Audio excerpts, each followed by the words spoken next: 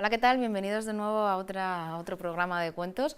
Hoy tenemos un programa muy especial en el que vamos a analizar cómo es ese proceso desde que se empieza un cuento, desde que se crea en la cabeza de una persona hasta que al final cobra vida en formato físico. Me acompaña Fernando Corella, humorista gráfico. ¿Qué tal, Fernando? ¿Cómo Muy estás? bien, muchas gracias. Muy bien, fenomenal. Y también encantados de que nos vuelva a acompañar Diego Dobles, ilustrador y humorista gráfico. ¿Qué tal, Diego? ¿Qué tal? Encantado, Teresa. Bueno, como decíamos, vamos a hablar de esos entresijos, ¿no?, que hay detrás de los cuentos, desde cómo se empieza y cómo se termina. En tu caso, Diego, ¿cómo es el Efectivamente, proceso? en mi caso, bien dicho, Teresa, porque cada uno me imagino que tenemos nuestro técnica, sistema. ¿no? Sí. Bueno, yo primero siempre parte de una idea general, ¿no?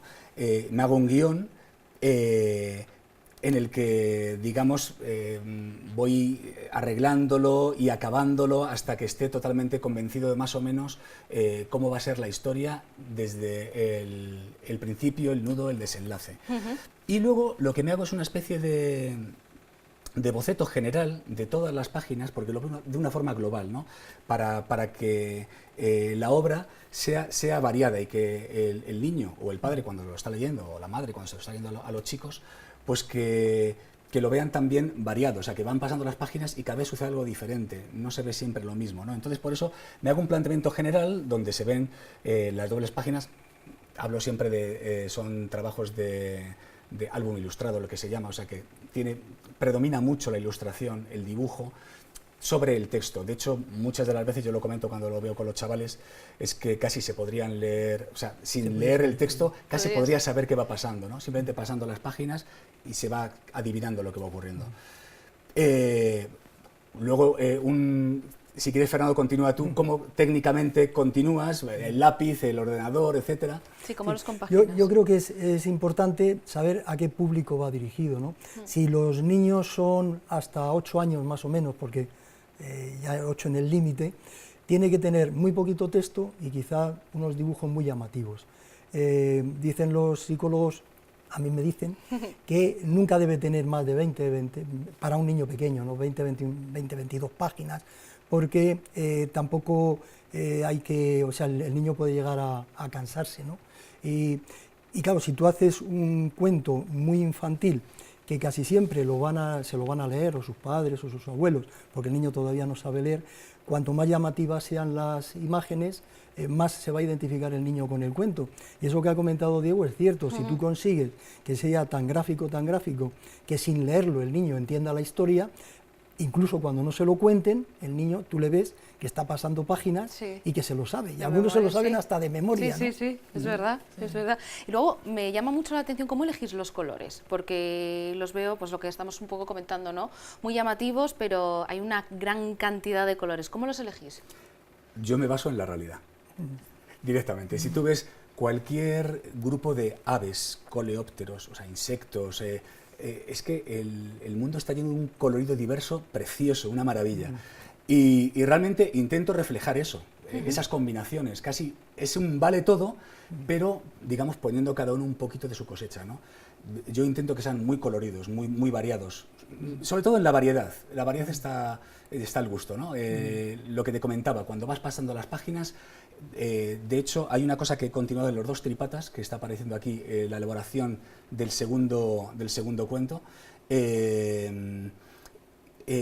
Llevan el transcurso del tiempo, es desde que amanece hasta que anochece. Entonces, ya el mismo ambiente, el sol, la luz diurna, digamos, contamina o implica a cada página, ¿no? Empieza el amanecer pues un poco más luminoso, cuando hay una escena de, digamos, indoor, dentro de un barco o dentro de una taberna, pues más íntima, con una luz artificial, direccional, etcétera, ¿no?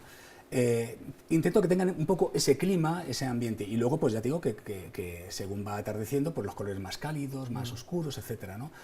Y bueno, pues así un poco.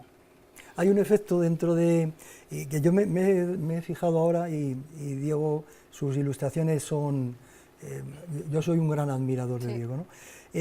Los fondos que utilizamos los dos también casi siempre suelen ser degradados, ¿no? Suelen ser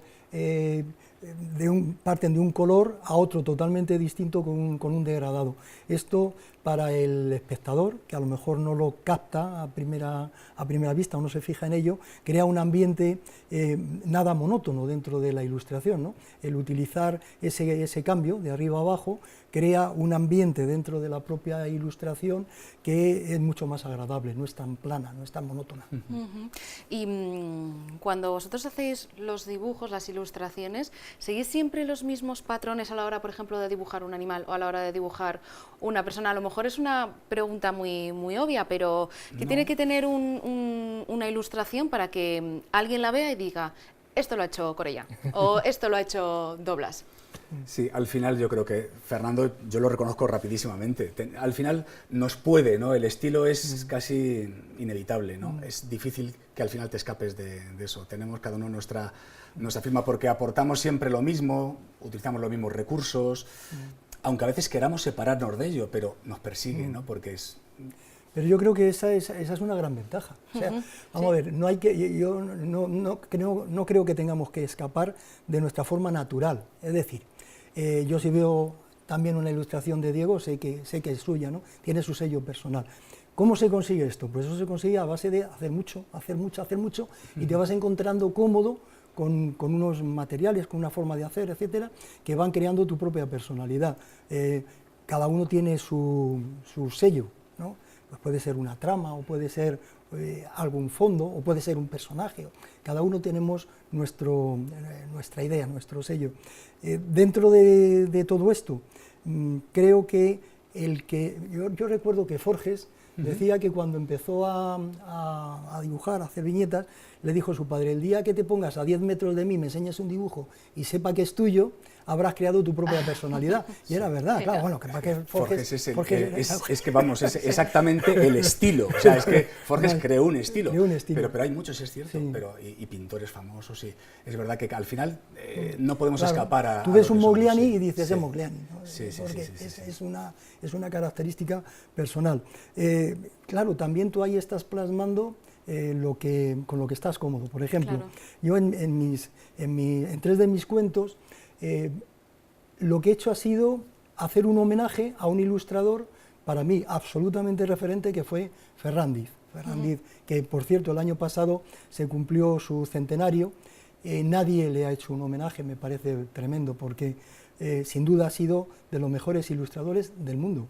Creó un tipo de ilustración que era muy humano, muy intimista, con una técnica que era fundamental. Tú veías un dibujo de Ferrandiz y sabías que era suyo. Él consiguió una cosa que era muy original, y era que creaba un foco de luz dentro del propio dibujo que iluminaba. O sea, si él dibujaba un corazón y del corazón salía una luz que iluminaba a todos los personajes que había alrededor. Esto, claro, creaba un entorno mágico.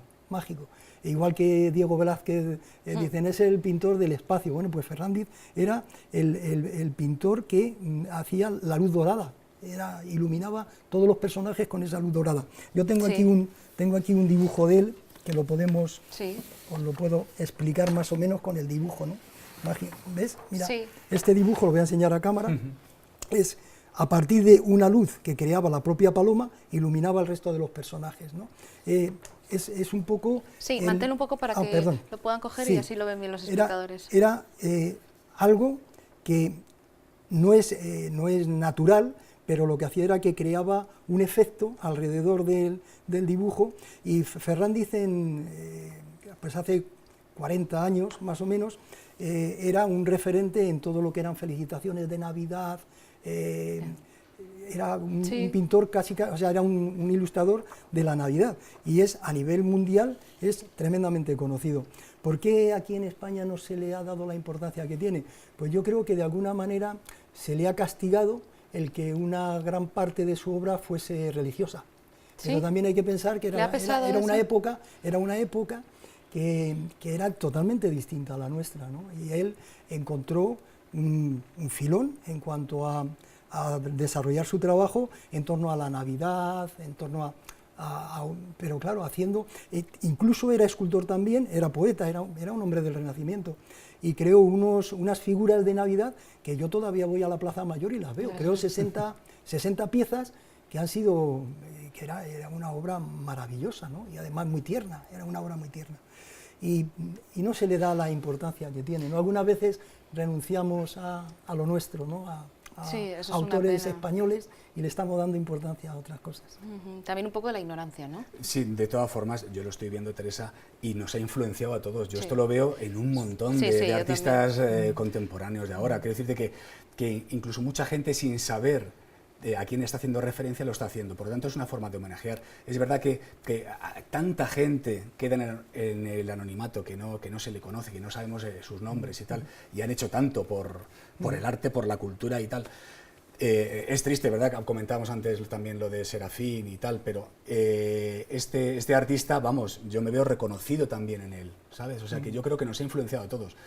Y sería una pena, es verdad, decir, joder, pero no ha sido este. Bueno, es que a lo mejor es una cadena. Otro se inspira en este, tú te inspiras en el otro, porque realmente a todos nos influye, somos esponjas, todo lo que a nuestro alrededor sucede nos influye. Y desde luego, yo creo que nosotros hemos dibujado con esto tarjetas de fleitación, que yo empecé también haciendo eso. Seguro, segurísimo, vamos. Y yo utilizo este recurso también de iluminar desde un punto fijo. Sí, vamos. Chapó por Ferran. Desde luego que sí. Mira, Fernando, desde aquí, tu homenaje. Fíjate, sí, pues. Sí, porque yo creo que esa forma de crear esos personajes que eran adultos, con cara de niño, con un poco ojos achinados, etcétera, creaba una ternura que era maravilloso. O sea, yo lo asocio totalmente a mi infancia. Yo he traído aquí este cuento que tiene 60 años, este cuento, pero y le sigo manteniendo, ¿no? Le sigo manteniendo. Y mucha culpa de mi forma de dibujar. Enseñar un poco a cámara para que lo puedan ver los mucha espectadores. culpa de mi forma de dibujar la tienen estos cuentos, que yo he copiado estos dibujos siendo niño hasta la saciedad, ¿no? Sí. Y eso te queda dentro, te quedan los genes. Yo también. Un poquito. Sí, es algo que a lo mejor hasta subconscientemente, ¿no? Lo Sí, tienes ahí metido y sí. sin querer lo haces. Te sale, exacto. Una vez que has terminado, ¿lo asocias o no te das cuenta?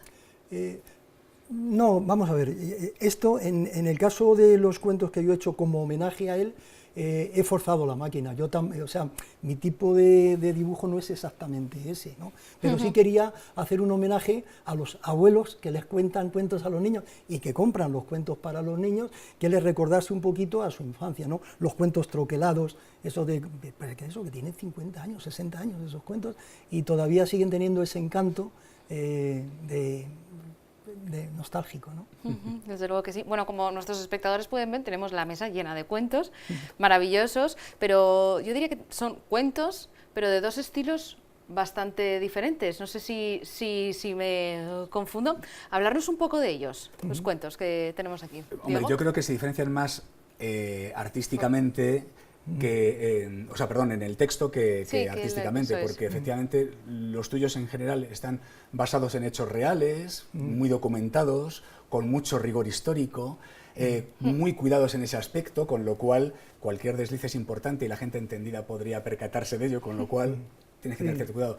Lo mío es más fantasía, pues siempre pues con un toque solidario, de amistad, siempre tienen otro rollo más fantástico, ¿no? Pero luego técnicamente yo creo que podrían ser perfectamente similares, cada uno en su estilo, pero... Técnicamente sí. Sí, técnicamente yo creo que son equiparables perfectamente los tíos con... Sí.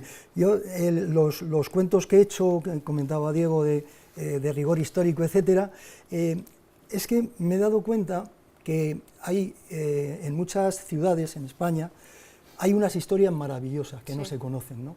Entonces, contarle a un niño la historia de su ciudad, o cómo nació, etcétera, suele ser un poco duro. Sin embargo, me he dado cuenta de que haciéndolo en un cuento, reduciéndolo, claro, en 20 páginas, no le vas a contar la historia al detalle, pero sí le creas esa curiosidad por conocer cómo nació mi ciudad, o cómo empezó, quién fueron los fundadores, etcétera, ¿no? Entonces, para un niño de 5 o 6 años, eso le puede despertar la curiosidad por luego querer conocer más cosas. Y creo que la base fundamental para un para un crío es despertarle la curiosidad. Sí. Los psicólogos dicen que hay una cosa que es el sistema de activación reticular, no me quiero meter mucho en esto, pero que las grandes verdades que nosotros tenemos en el cerebro se anclan a los 6, 7 años. Estamos hablando de esta época, ¿no? Entonces, si un crío lee su historia con esa edad, la va a recordar. La va a recordar siempre, la va a recordar de una forma agradable, afable, nada Sí, desde luego impuesto. hacéis una labor fantástica, maravillosa. Una pregunta antes de terminar el programa, porque nos queda poquísimo tiempo. ¿Dónde se pueden conseguir estos cuentos?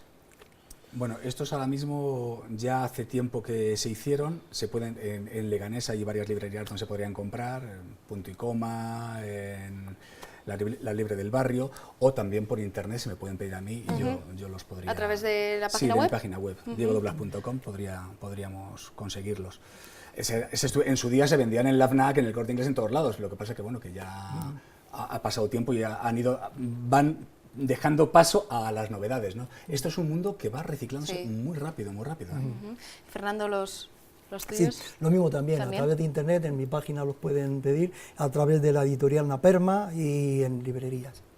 Pues bueno, con esto nos vamos a quedar, pero también, como me he vuelto a quedar con un montón de dudas, os voy a llamar para un próximo programa y también, bueno, pues aparte de hablar de cuentos, pues podemos hablar de otras ilustraciones que también soléis hacer. Fernando Corella, Diego Doblas, muchísimas gracias por acompañarnos. Y a ustedes espero que hayan disfrutado lo mismo que yo y mientras llegamos otra vez, pues pueden ver Déjate Historias Televisión. Hasta luego.